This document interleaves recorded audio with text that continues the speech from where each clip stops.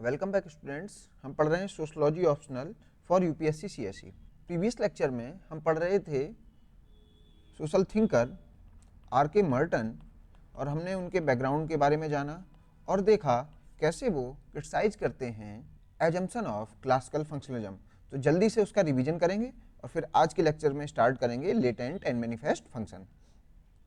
तो classical functionalism के assumption थे, एक तो यूनिवर्सल फंक्शनलिज्म, इसको क्रिटिसाइज करते हैं पार्सन्स, बताते हैं कैसे पॉवर्टी फंक्शनल हो सकती है रिच के लिए लेकिन डिसफंक्शनल होगी पुअर के लिए।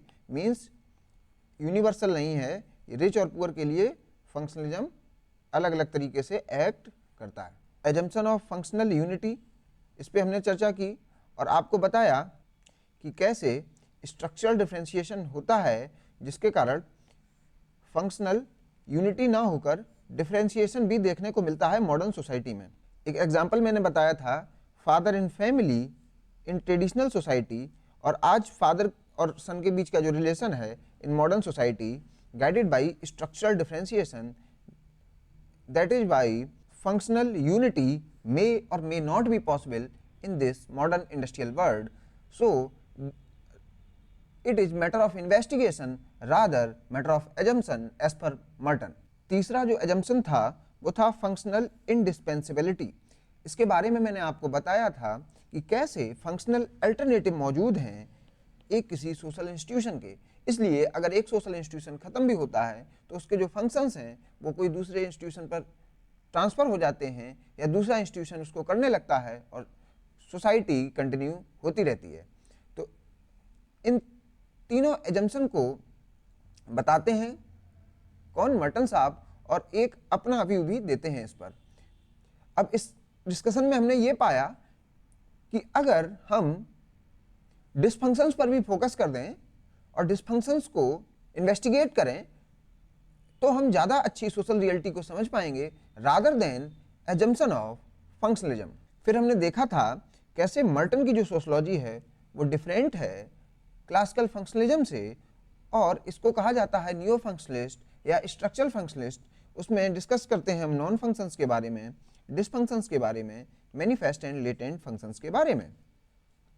और इनकी सोशलॉजी में एक नई पैराडाइम देखने को मिलती है। जो पहले की पैराडाइम है स्ट्रक्चरल फंक्शनलिस्ट की पैराडाइम जिसमें बस फंक्शंस पर ही फोकस किया जाता था, उससे एक मेजर शिफ्ट करते हैं कौन, आर के मर्टन साहब। ये भी हम प्रीवियस लेक्चर में देखे थे। मर्टन साहब बताते हैं कैसे रिलीजन जो कि पहले फंक्शनल था या इंटीग्रेटिव रोल था जिसका ट्राइबल सोसाइटी में, आज उसका मॉडर्न सोसाइटी में रोल कन्फ्लिक्ट ओरिएंटेड है या डिसहार्मनी ला रहा है, वो मीन्स डिसफंक्शनल है। तो कोई एक सोशल इंस्टीट्यूशन कुछ वर्षों पहले जो फंक्शनल था आज कुछ टाइम पीरियड के बाद डिसफंक्शनल हो गया। मीन्स फंक्शनलिटी और डिसफंक्शनलिटी के बीच जो है वो है बस टाइम पीरियड और लोकेशन। मीन्स कोई चीज एक टाइम पीरियड में फंक्शनल है तो दूसरे टाइम पीरियड में डिसफंक्शनल हो जाती है। कोई एक सोशल इंस्टीट्यूशन एक लोकेशन पर फंक्शनल है, दूसरी लोकेशन पर डिसफंक्शनल है। तो फंक्शनलिटी और डिसफंक्शनलिटी डिपेंड करती है कंटेक्स्ट पर, मीनिंग टाइम एंड लोकेशन पर। ये मैंने आपको कल के लेक्चर में बताया था। तो ये तो रहा प्रीवियस लेक्चर का एक क्विक रिवीजन। आज हम स्टार्ट करेंगे मैनिफेस्ट एंड लेटेंट फंक्शंस के बारे में। अब इसको थोड़ा सा आप फोकस करिए, हम बात करेंगे फंक्शंस के बारे में। तो फंक्शंस मींस पॉजिटिव कंसीक्वेंसेस। तो फंक्शंस जहां लगा हुआ है उसका मतलब होता है पॉजिटिव। अगर फंक्शंस लिखा है तो आप नेगेटिव ओरिएंटेशन नहीं देखेंगे, उसका नेगेटिव नहीं होगा वहां। तो नेगेटिव होगा कहां, नेगेटिव देखा जाएगा डिसफंक्शंस में। इसकी हम बात करेंगे जब हम डिसफंक्शंस को पढ़ेंगे तब देखते हैं। मीन्स फंक्शन अगर लगा हुआ है तो आप पॉजिटिव वर्ड ध्यान रखेंगे। अब एक और कीवर्ड है मैनिफेस्ट और लेटेंट। मैनिफेस्ट का मीनिंग होता है प्रत्यक्ष या कहिए विजिबल, हिंदी मीनिंग मीन्स जो आपको सामने सामने दिख जाता है। लेटेंट, लेटेंट का मीनिंग होता है अप्रत्यक्ष या जो विजिबल नहीं है। अब देखिए मैनिफेस्ट फंक्शंस, मैंने आपको बताया फंक्शंस मीन्स पॉजिटिव कंसीक्वेंसेस। तो पॉजिटिव कंसीक्वेंसेस जो सामने सामने दिख रहे हैं वो होते हैं मैनिफेस्ट फंक्शंस। अब देखिए लेटेंट फंक्शंस, पॉजिटिव कंसीक्वेंसेस जो छुपे हैं, मीन्स इनविजिबल हैं, सामने से नहीं दिख रहे हैं, उनको थोड़ा सा डीप डाइव करना पड़ता है। तो आप देखेंगे लेटेंट फंक्शंस को जानने के लिए आपको एक सोशियोलॉजिकल चश्मा होना चाहिए आपके पास, मीन्स आप थोड़ी बहुत सोशियोलॉजी जानते हो।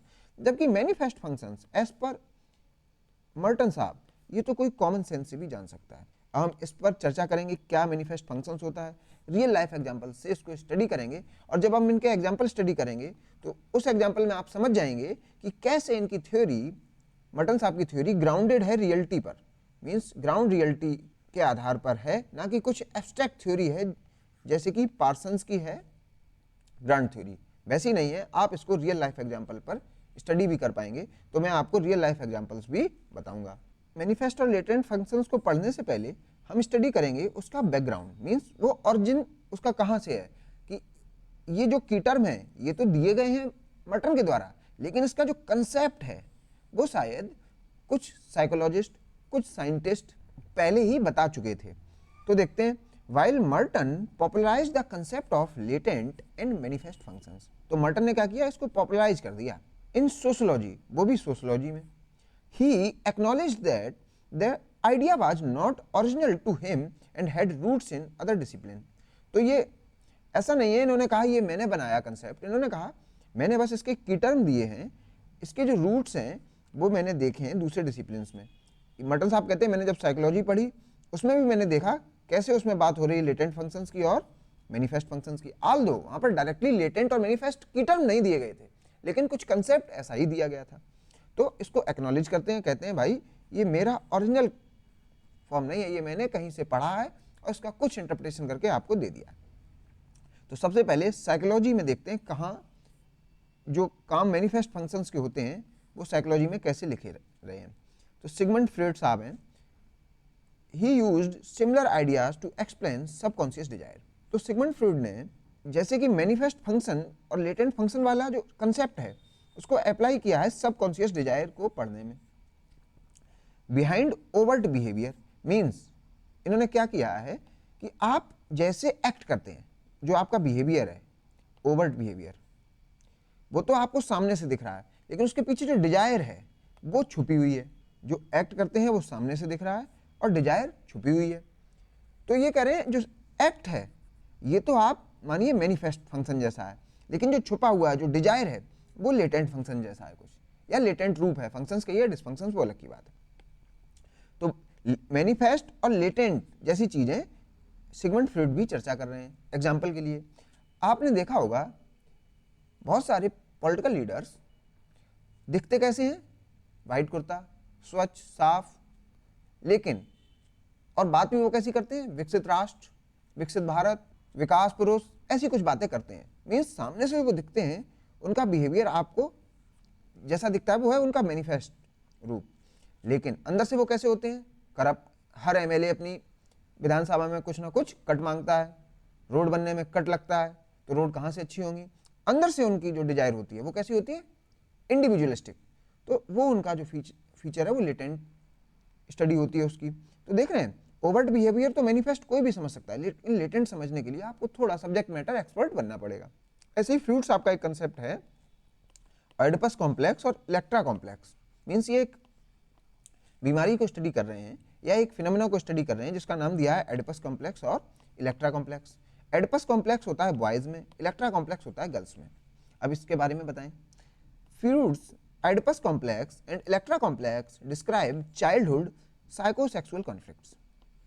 तो ये जो कॉम्प्लेक्स है वो किससे ओरिएंटेड है, किससे रिलेटेड है, साइकोसेक्सुअल कॉन्फ्लिक्ट से।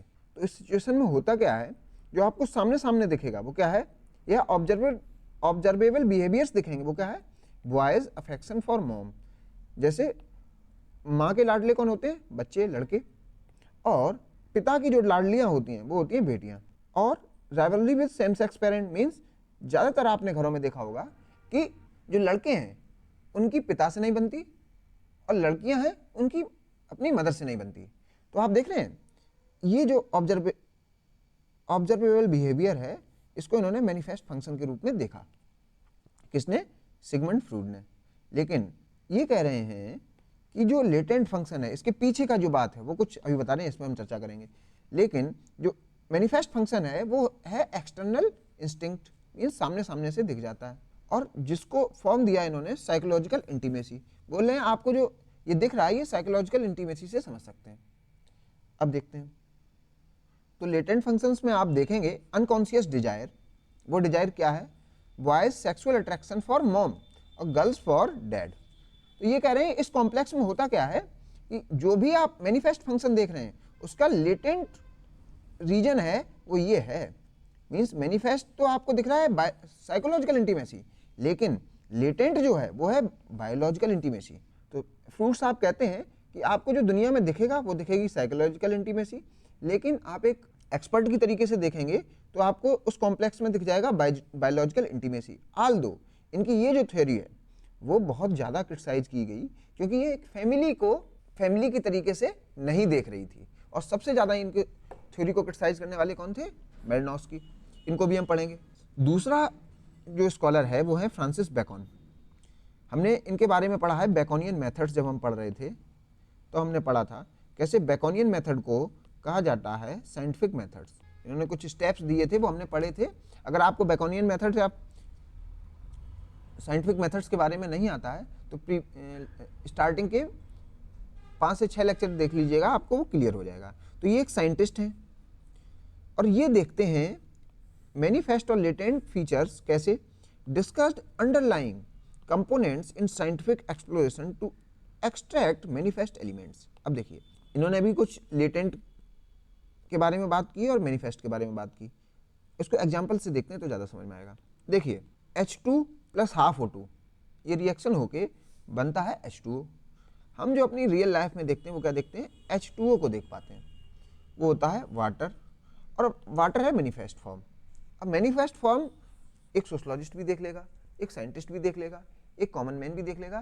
तो मीन्स मैनिफेस्ट जो भी फॉर्म है किसी भी चीज़ के वो कोई भी समझ सकता है, लेकिन इसके पीछे की कहानी देखिए लेटेंट, वो बना है H2 + ½ O2। तो आप अगर एक किसान से कहेंगे कि पानी में हाइड्रोजन है, पानी में ऑक्सीजन है, वो नहीं मानेगा। तो इससे पता लगता है कि जो चीज़ है लेकिन वो छुपी हुई है। तो साइंटिस्ट भी लेटेंट और मैनिफेस्ट के बारे में चर्चा पहले कर चुके हैं। तो मैंने यहाँ पर एग्जांपल लिख दिया, वाटर जो कि एक मैनिफेस्ट फीचर है या मैनिफेस्ट फॉर्म है, उसके पीछे जो लेटेंट फॉर्म है वो किसका है, H2 and O2। तो आपको लेटेंट ढूंढने के लिए थोड़ा सब्जेक्ट मैटर एक्सपर्ट बनना पड़ता है। ये कौन कह रहा है, मर्टन साहब। अब देखते हैं G.H. मीड, ये कैसे देखते हैं मैनिफेस्ट फॉर्म और latent form. Explore the latent roles of punishment ceremonies beyond their manifest goals. ये कह रहे पनिशमेंट जो दिया जाता है उसके 2 गोल्स होते हैं या 2 फंक्शंस हो सकते हैं, कुछ लेटेंट होते हैं, कुछ मैनिफेस्ट होते हैं। अब आप समझिए किसी ने चोरी की तो उसको कुछ पनिशमेंट दी गई, तो अगर आप उस पनिशमेंट का कारण स्टडी करेंगे तो आप कहेंगे यार ये सजा देने के लिए है, चोरी रोकने के लिए है, ये बात बहुत अच्छी है। लेकिन इसके पीछे थोड़ा सा सब्जेक्ट मैटर एक्सपर्ट बनेंगे तो आप कहेंगे इससे सोशल कोहेजन बढ़ जाता है। अब आप कहेंगे सर सोशल कोहेजन कैसे, किसी को सजा मिल रही है, सोशल कोहेजन कैसे। एक और एग्जांपल लीजिए, चोरी से और अच्छा एग्जांपल, एक टेररिस्ट है, उसने एक बम ब्लास्ट किया और कुछ लोग मारे गए, बाद में उसको फांसी की सजा हो गई। अब वह जो सजा है वह सोशल कोहेजन बढ़ाएगी कैसे, मान लीजिए उसको हुई फांसी, तो इससे जिनको फांसी नहीं हुई, मीन्स जो नॉर्मल इंडिविजुअल हैं जिन्होंने टेररिस्ट अटैक नहीं किया है, जो उससे पीड़ित हैं, वो सब कहेंगे यार कम से कम इस हत्यारे को सजा तो मिली, तो उस टेररिस्ट के खिलाफ सभी इकट्ठे हो जाएंगे। तो इसको डरखाइम जो कहते हैं वो कहते हैं पॉजिटिव सॉलिडेरिटी। किसी निगेटिव के खिलाफ कुछ लोग इकट्ठे हुए पॉजिटिव की वजह से। तो नेगेटिव क्या था, टेररिस्ट एक्ट, तो कुछ पॉजिटिव अपने आप इकट्ठे हो गए। तो मैनिफेस्ट में तो आप देखेंगे अगर उस टेररिस्ट को फांसी दी जाती है तो आप कहेंगे इस टेररिस्ट को मारने के लिए है, इसके इंडिविजुअल एक्ट को सजा देने के लिए है। लेकिन थोड़ा सा लेटेंट फॉर्म देखेंगे, थोड़ा सा सब्जेक्ट मैटर एक्सपर्ट बनेंगे तो आप कहेंगे यार ये सोशल कंसिक्वेंसेस हैं, इसके सोशल कोहेजन बढ़ाएगा ये। तो G.H. मीड भी लेटेंट फॉर्म और मैनिफेस्ट फॉर्म पर चर्चा कर चुके हैं। फिर William gram Sumner, he noted how acts initially performed with a specific meaning can evolve into customs। अब देखिए यहाँ पर की टर्म देखिए, इनिशियली बोले कुछ काम जो शुरुआत में करे जाते हैं एक स्पेसिफिक मीनिंग के साथ, मीन्स उन काम को करने के लिए कुछ कारण बताए जाते हैं, लेकिन समय के साथ अब ये जो टाइम है जो टाइम है यहाँ पर वो हो सकता है कई हजार साल। अभी एग्जाम्पल के साथ बताऊंगा मैं इसको। मान लीजिए मंगलवार को बाल नहीं कटाने, ये बात आपके किसी पूर्वज ने कही होगी, ठीक है, उस समय उसने कुछ उसका एक जेन्युइन रीजन बताया होगा, लेकिन समय के साथ साथ जो आपको रीजन उस समय बताया गया होगा वो रीजन नहीं आ पाया नीचे। हजार सालों में रीजन शायद गुम हो गया, लेकिन वो एक्टिविटी, वो एक्ट कि मंगलवार को बाल नहीं कटाना, ये आप आज भी आपके पास आ गया। वो एक्ट है, पहले समझिए एक्ट था, एक स्पेसिफिक मीनिंग थी, फिर मान लीजिए 1000 साल हो गए, 1000 ईयर्स, तो यहाँ पर एक्ट आपको कस्टम के रूप में बदल गया, मानते हैं, और शायद मीनिंग हमें पता है ही नहीं उसके पीछे की। तो आप समझिए पहले जो स्पेसिफिक मीनिंग के साथ होता था आज वो कस्टम में बदल गया। तो पहले जो मैनिफेस्ट फॉर्म था आज वो लेटेंट हो गया है, मीन्स विदाउट मीनिंग हो गया है। तो ये जो टाइम है वो हजारों साल हो सकता है, 10 साल हो सकता है, 50 साल हो सकता है, कुछ भी हो सकता है। A given kind of act is manifested by the actor with a meaning. जब शुरू हुआ होगा वो एक्ट तो मीनिंग रही होगी, but when the act is continuing over a period of time, ये 1000 साल वाला time, not guided by the same meaning, अब वो मीनिंग शायद बदल गई, विलुप्त हो गई, इट बिकम कस्टम, और ये एक्ट जो था वो बन गया custom. Hence, custom is unintended consequences of human behavior that is repetitive. अब देखिए, तो इन्होंने दो टर्म दिए थे, इन्होंने डायरेक्ट ये नहीं बोला था लेटेंट और मैनिफेस्ट, इन्होंने एक टर्म दिया था अनइंटेंडेड कंसिक्वेंसेस। तो अनइंटेंडेड कंसिक्वेंसेस को ये रिलेट कर पा रहे हैं किसके साथ? लेटेंट के साथ। और एक टर्म इन्होंने दिया था इनिशियल एक्ट। तो इनिशियल एक्ट जो था इनका वो आपका मैनिफेस्ट फॉर्म था, तो इसको रिलेट कराया मैनिफेस्ट रोल के साथ। तो ये दोनों की टर्म्स थे जो कि रिलेट हो पा रहे हैं किससे? मर्टन की theory of manifest and latent की। W.I. थॉमस एंड फ्लोरियन जेनाइस्की, ये दोनों पॉलिस सोसाइटी को स्टडी करते हैं। In their study of Polish peasant cooperative, अब समझिए पॉलिस पीजेंट कोऑपरेटिव को जब स्टडी कर रहे थे in 1968, they observed how the manifest goal of economic upliftment led to latent outcomes like increased political consciousness and the formation of peasant associations। ये कह रहे हैं किसानों को कोऑपरेटिव बनाने के लिए कहा गया था, और कहा किस लिए गया था? क्योंकि उनका इकोनॉमिक अपलिफ्टमेंट होगा, ठीक है। तो जो डायरेक्ट गोल रखा गया जो देखने को मिल सकता था डायरेक्ट, वो था इकोनॉमिक अपलिफ्टमेंट, लेकिन पीछे पीछे जो आउटकम दिखे जो लेटेंट रूप में थे, जिसको थोड़ा इन-डेप्थ एनालिसिस करके ही देखा जा सकता था, वो थे इंक्रीज्ड पॉलिटिकल कॉन्शियसनेस। वो थोड़े पॉलिटिकली एक्टिव हो गए थे वो किसान। क्यों हो गए थे? क्योंकि कोऑपरेटिव में वोटिंग होती ही है, वोटिंग है, कमिटी का हेड बनना है, ये सब बातें वहाँ पे होती हैं, मीन्स पावर रिलेशन में वो एंगेज होने लगे थे और उनकी पॉलिटिकल कॉन्शियसनेस बढ़ गई थी। आप इंडियन सोसाइटी में भी देख रहे हैं कैसे डोमिनेंट कास्ट धीरे धीरे पॉलिटिकली कॉन्शियस होती जा रही है, वैसे ही ऐसे ही पॉलिस पीजेंट कोऑपरेटिव्स जो थे वो इकोनॉमिक अपलिफ्टमेंट के लिए बनाए गए थे, लेकिन पॉलिटिकली कॉन्शियस हो गए। तो ये है मैनिफेस्ट गोल और लेटेंट आउटकम, जो जिसके बारे में बात कर रहे हैं कौन? W.I. Thomas and Florian Znaniecki. According to Merton, manifest functions are those positive consequences that are intended as well as recognized by the people involved or participants। अब देखिए इसकी डेफिनेशन इन्होंने दी है किसकी? मैनिफेस्ट फंक्शंस की। तो मैंने आपको जब लेक्चर स्टार्ट किया था तो मैंने आपको बताया था फंक्शंस मीन्स पॉजिटिव होता है, कुछ पॉजिटिव कंसिक्वेंसेस की बात है फंक्शंस, ये मैंने आपको लेक्चर के शुरुआत में ही बता दिया था। अब मैनिफेस्ट का मीनिंग क्या है? जो भी पार्टिसिपेंट है उसने उसको रिकॉग्नाइज किया और इंटेंड भी किया, मीन्स ये सोच भी पा रहा था वैसा और देख भी पा रहा था, इसका मीनिंग ये है। और वो पॉजिटिव कंसिक्वेंसेस थे, मीन्स कुछ पॉजिटिव इफेक्ट थे। तो मैंने यहाँ पर एक आपको ट्रिक बता रहा हूँ, आप लिखिए रिप और उसको थोड़ा सा इस फॉर्म में लिखिए रिप। तो आप देखेंगे रिप में क्या है? पॉजिटिव कंसिक्वेंसेस हैं, और उन पॉजिटिव कंसिक्वेंसेस को सोचा भी गया और देखा भी गया, इंटेंडेड भी है, रिकॉग्नाइज्ड भी हैं। अगर ये तीनों फीचर्स आपको दिख रहे हैं तो हो गया मैनिफेस्ट फंक्शन, ये हो गया मैनिफेस्ट फंक्शन, ठीक है।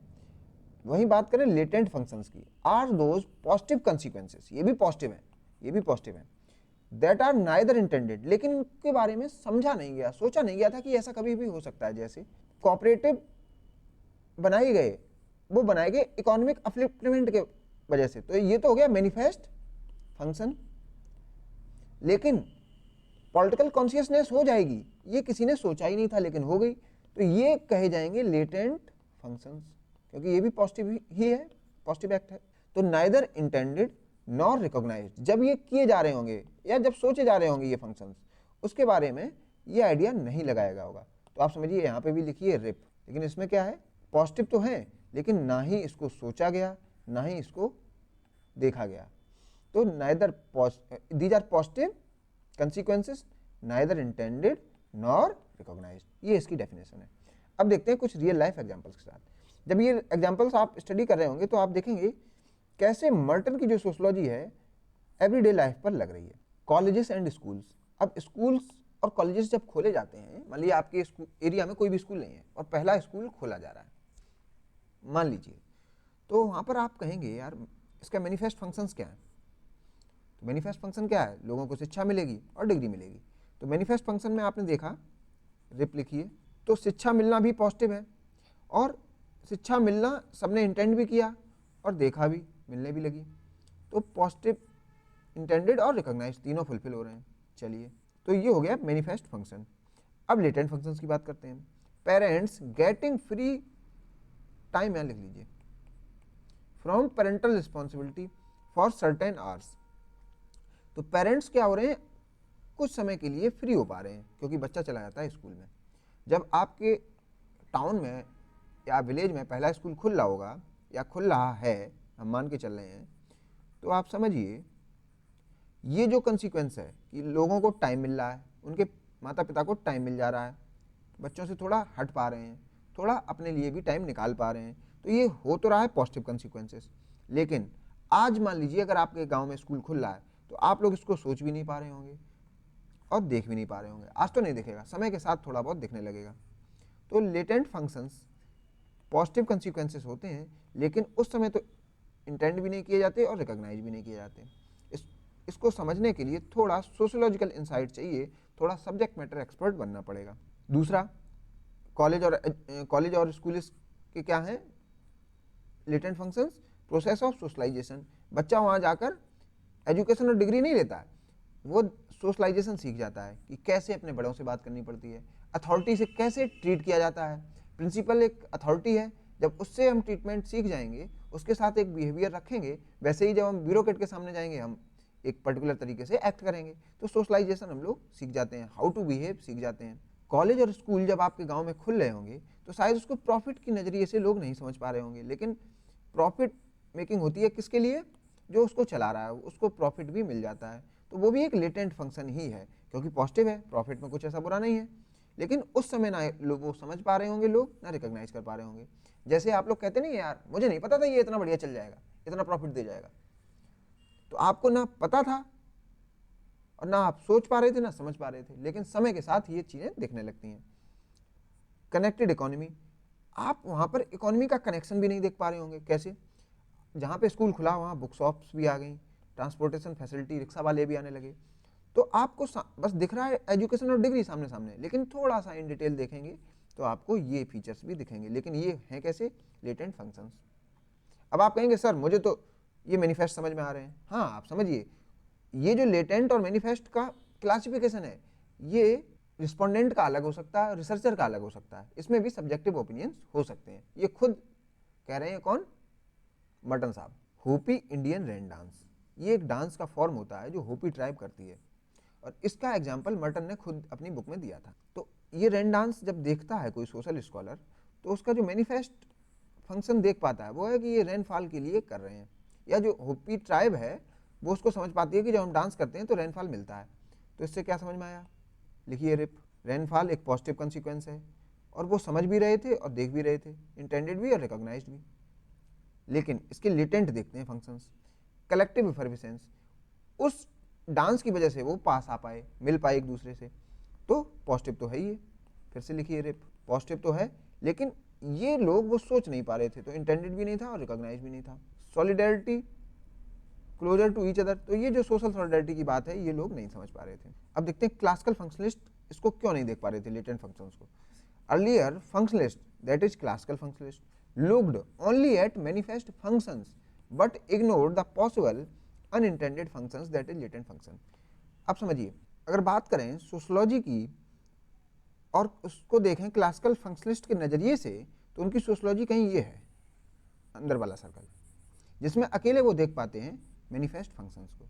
तो अगर मैं यहाँ पर लिख दूँ, ये जो अंदर वाली सोशोलॉजी है ये किसकी है, क्लासिकल फंक्शनलिस्ट, जिसमें कौन कौन आते हैं, डर्कहाइम, पार्सन्स, डेडेस एटसेट्रा कर दीजिए, ठीक है। अब देखिए मर्टन की सोशोलॉजी। मर्टन की सोशोलॉजी में अकेला मैनिफेस्ट फंक्शंस की बात नहीं हो रही है, इसके अलावा लेटेंट फंक्शंस की भी बात हो रही है, लेटेंट डिसफंक्शंस की भी बात हो रही है, मैनिफेस्ट डिसफंक्शंस की भी बात हो रही है, नॉन फंक्शंस की भी बात हो रही है और फंक्शनल अल्टरनेटिव की भी बात हो रही है। तो देखिए इन्होंने क्लासिकल सोशोलॉजी का स्कोप कितना बढ़ा दिया। तो क्लासिकल सोशोलॉजी का स्कोप बढ़ाने का काम कर रहे हैं कौन, मर्टन साहब। तो ये आप फिगर बना सकते हैं अपने आंसर राइटिंग में और यहाँ पर लिख सकते हैं आर के मर्टन्स सोशोलॉजी। तो स्कोप वाइडनिंग हो रही है और कुछ नहीं है, स्कोप इंक्रीज लिख दीजिए बस भाई मर्टन। अगर आप ये इमेज बना देंगे तो और स्टूडेंट्स के मुकाबले आपको थोड़े से नंबर बढ़ जाएंगे। Earlier functionalist, classical functionalist looked only at manifest functions, इस पर ही फोकस करते थे, but ignored the possible unintended functions, that is latent function. तो वो क्या इग्नोर कर देते थे, इनको, वो इनको भी इग्नोर करते थे। अभी हमने डिसफंक्शंस के बारे में नहीं पढ़ा, जब पढ़ लेंगे तो आपको समझ में आएगा। वो इनको भी नहीं समझ पाते थे, इनको भी नहीं समझ पाते थे और इनको भी नहीं समझ पाते थे, क्योंकि उनकी सोशोलॉजी में क्या होता था, एजम्पशन। और आप मान के चल जाएंगे कि हमारे पास ये है तो फिर आप इनको देखेंगे ही नहीं। जैसे आप एक एग्जांपल लीजिए, आपकी कोई 4 पीढ़ी पहले या 2 पीढ़ी पहले बहुत पैसा हुआ करता था आपकी फैमिली में, 2 या 3 पीढ़ी पहले, और आज आपकी family hand to mouth situation में आ गई है। लेकिन आप क्या है, एज्यूम करके बैठे थे या एज्यूम करके बैठे हैं कि हमारे बाबा तो हाथी पर चलते थे, तो आप काम करेंगे ही नहीं। तो अगर आपने एज्यूम कर लिया है, अपनी आंखें बंद कर ली हैं, तो आप कहेंगे हमारे यहाँ तो हाथी चलता रहा, तो अब हमें क्या काम करना है। लेकिन जो फील्ड में उतरेगा आपकी फैमिली में और ये कहेगा नहीं हम करेंगे इन्वेस्टिगेट और रियल लाइफ सिचुएशन को देखेंगे कि चलते थे तो चलते थे, लेकिन आज कहानी है कि हैंड टू माउथ पर आ गए हैं, तो वो काम करना स्टार्ट कर देंगे, इन्वेस्टिगेशन स्टार्ट कर देंगे, तो वह आपकी रियलिटी को ज़्यादा अच्छी तरीके से समझ पाएंगे। यही केस है क्लासिकल फंक्शनलिस्ट का, ये बस मान चुके हैं, मान बैठे हैं, कुछ करते नहीं हैं, जबकि मर्टन साहब जानने की कोशिश कर रहे हैं, एक्सपेरिमेंट करते हैं। तो ये मानने और जानने की कहानी है और कुछ भी नहीं। अब देखते हैं significance of the manifest and latent functions. कुछ सिग्निफिकेंस देखते हैं इनका दोनों का। तो मैनिफेस्ट एंड लेटेंट फंक्शंस को अगर आप लिखना है डायरेक्ट तो कैसे लिखेंगे, रिप, इसमें तीनों चीज़ें हैं, और लेटेंट फंक्शंस में देखिए रिप, और इसमें क्या है, इसको क्रॉस कर दीजिए और ये है। Manifest and latent functions are the important contribution of R K Merton to functional sociology, ये इन्होंने ही दिया। These concepts enable deeper understanding of social life for social thinkers. तो ये डीपर का मतलब समझे, जानने की कहानी है ना कि मानने की। तो यहाँ पर क्या करना पड़ेगा आपको, ऑब्जर्वेशन, ना कि बस एजम्पशन। तो एजम्पशन ही बेकार है एज पर Merton, of social life for social thinker. तो अगर आप जानेंगे तो आपको सब्जेक्ट मैटर एक्सपर्ट तो बनना ही पड़ेगा। मीन्स ये कहानी है सोशोलॉजिस्ट की, और जो क्लासिकल फंक्शनिस्ट की कहानी है वो तो कॉमन मैन भी कर सकता है एज पर Merton. Then the layman's common sense understanding. तो मर्टन साहब कहते हैं ये तो कॉमन सेंस है आप जो कर रहे हैं, ये क्या है, ये असली सोशोलॉजी है, ये जो बची हुई है, ये इसमें थोड़ा एक्सपर्ट ओपिनियन लग रहा है या एक्सपर्ट ऑब्जर्वेशन लग रहा है। Thus these concepts greatly expand our knowledge about the working of society। तो मर्टन की सोशोलॉजी ने अपनी नॉलेज को बढ़ाया, वास्तव में सही बात है।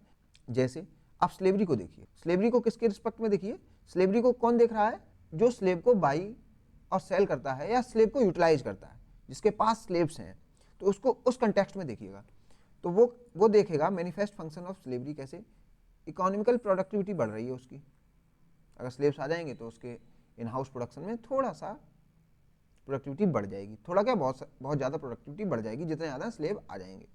लेकिन उसके लेटेंट फंक्शंस देखिए स्लेवरी के, मान लीजिए कोई एक सदर्न वाइट है जो अमेरिका में, उसका सोशल स्टेटस अच्छा नहीं था, लेकिन स्लेव आ गए, उन्होंने उसको साहब बोलना चालू कर दिया, सर बोलना चालू कर दिया, तो उसका भी सोशल स्टेटस राइज कर गया स्लेव की वजह से। एक तो इकोनॉमिक प्रोडक्टिविटी बढ़ा ही रहा है, लेकिन अगर इसके और थोड़ा इन डेप्थ देखेंगे तो इनका सोशल स्टेटस भी बढ़ गया। तो इकोनॉमिक स्टेटस तो सामने सामने दिख रहा है, लेकिन सोशल स्टेटस पीछे पीछे बढ़ रहा है, क्योंकि कोई स्लेव उनको साहब बोल रहा है, कोई महाराज बोल रहा है।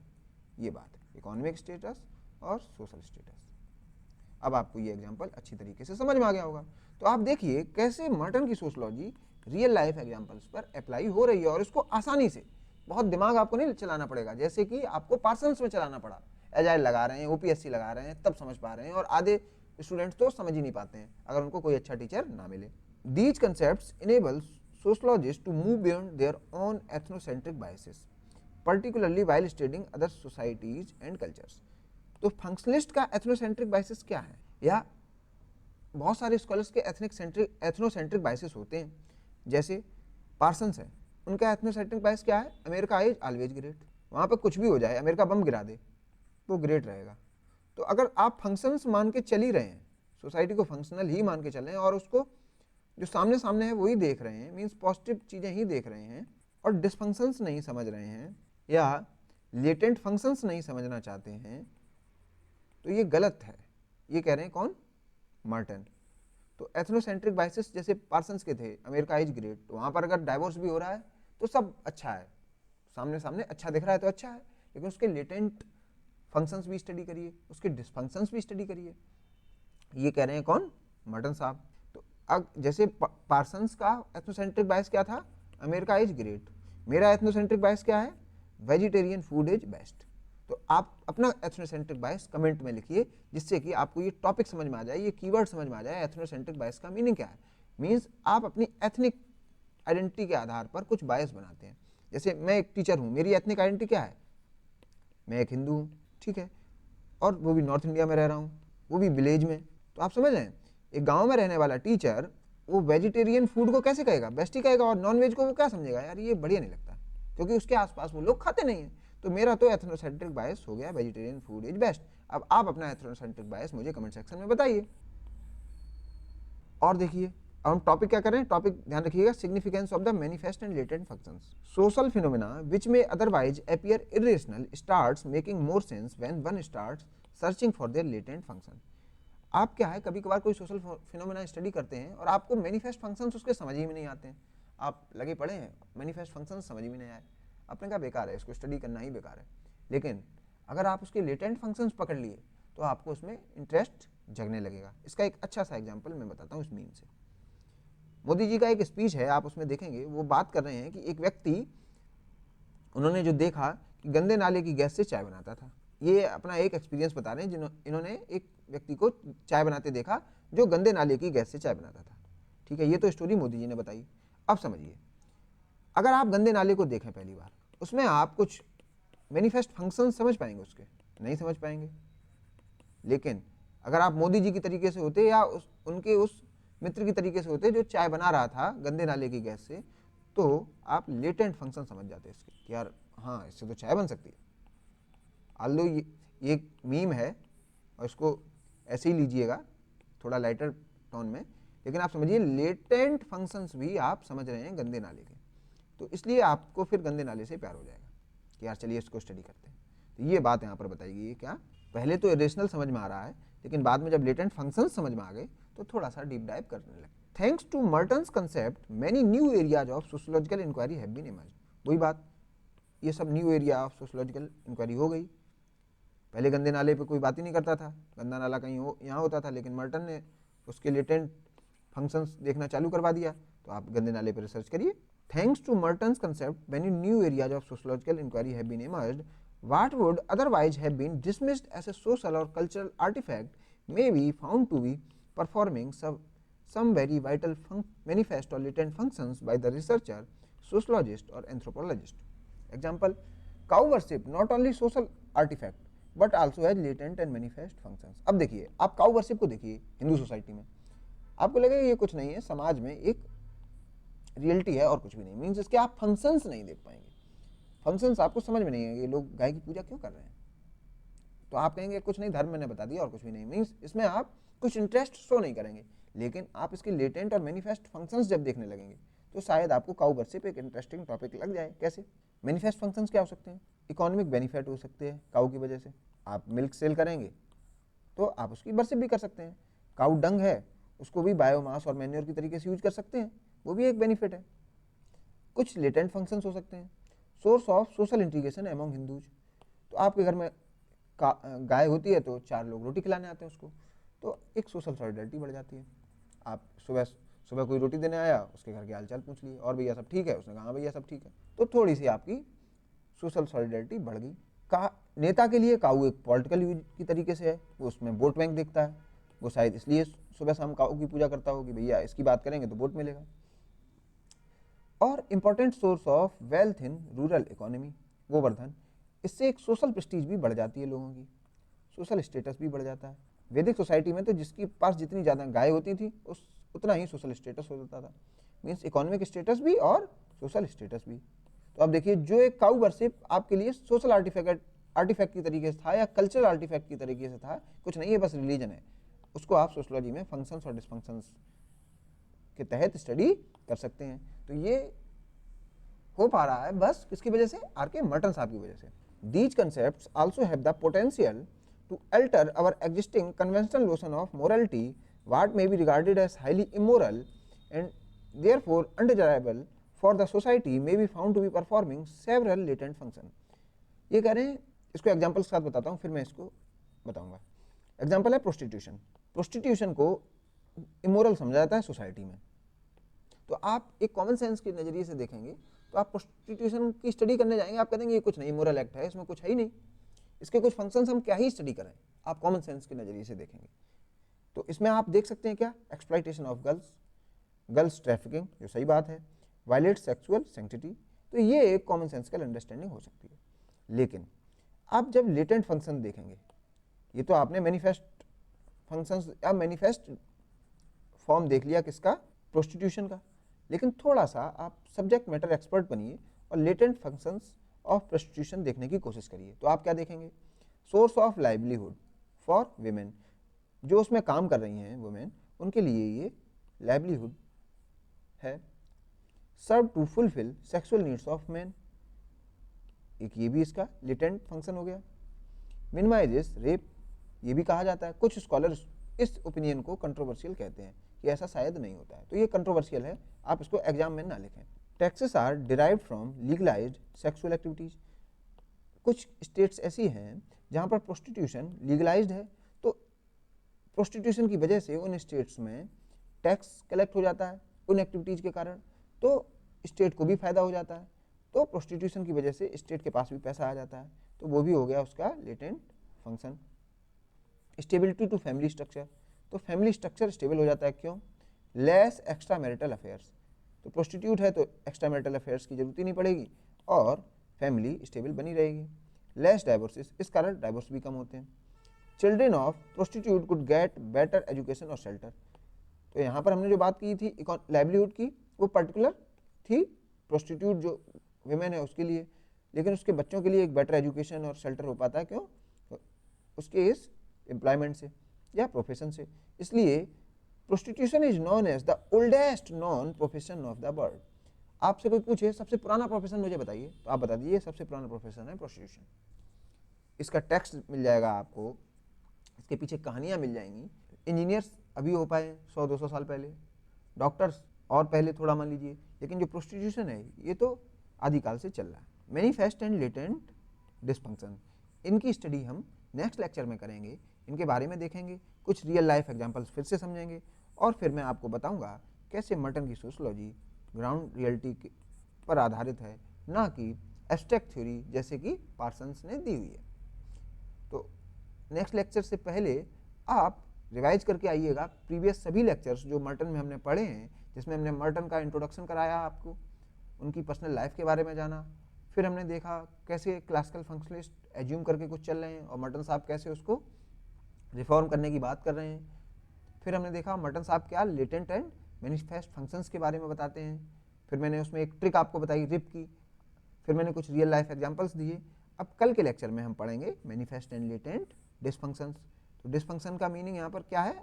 निगेटिव कन्नोटेशन में है, यहाँ पर निगेटिव कंसीक्वेंसेस। हाँ, शायद मैं ये बात बताना भूल गया हूँ, ये भी आप जल्दी से पढ़ लीजिए। तो जो चीज़ हाईली इमोरल दिख रही है, उसके कुछ लेटेंट फंक्शंस आपने देख लिए।